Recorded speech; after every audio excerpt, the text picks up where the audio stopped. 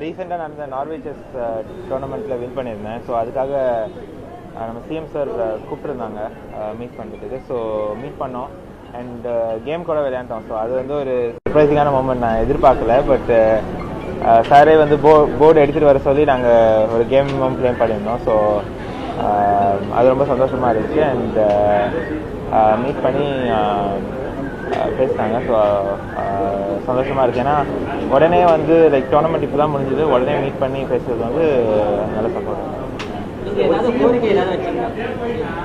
நான் எதுவும் கோரிக்கை வைக்கல. பட் அவங்க கேஷ் இன்சென்டிவும் கொடுத்துருந்தாங்க. ஸோ அது நல்ல ஒரு ஊக்கமாக இருக்குது. Yeah, we played again.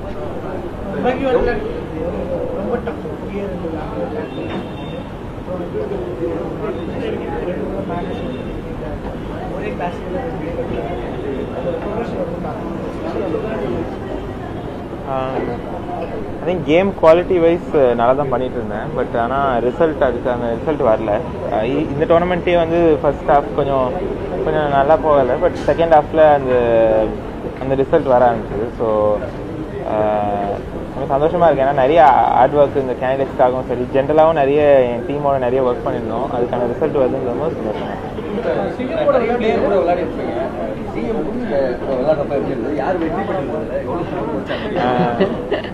இல்லை, ஆக்சுவலி நான் எதிர்பார்க்கல. ஏன்னா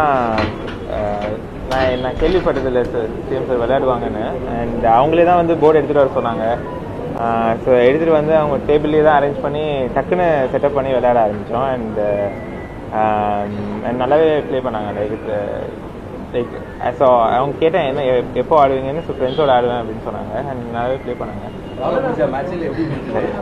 வின் பண்ணிட்டேன். பட் ஆனால் லைக் எதிர்பார்க்கல நான் அவ்வளோ நல்லா ஆடுவாங்கன்னு.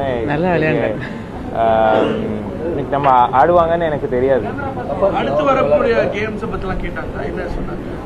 ஜெனரலாக இந்த டோர்னமெண்ட் வின் பண்ண ட்ராஃபி காட்டினேன். ஸோ அதை பற்றி ஜெனரலாக நான் பேசுகிறேன்.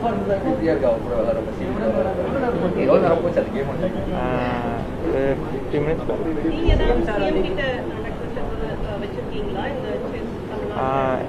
நான் எதுவும் ரெக்வஸ்ட் வைக்கேன்.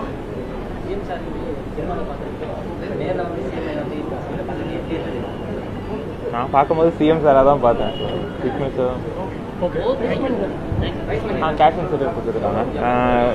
50 lakhs cash incentive.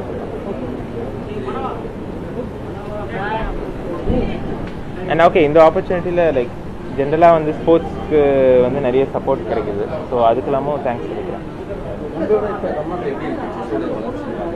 ஜென்ரலாகவே அது இப்போ வந்து நல்ல சப்போர்ட் இருக்குது. எஸ்டிஐடிலேருந்தும் சரி, இப்போ எல்ஐசி ஸ்கீமில் நான் இருக்கேன்.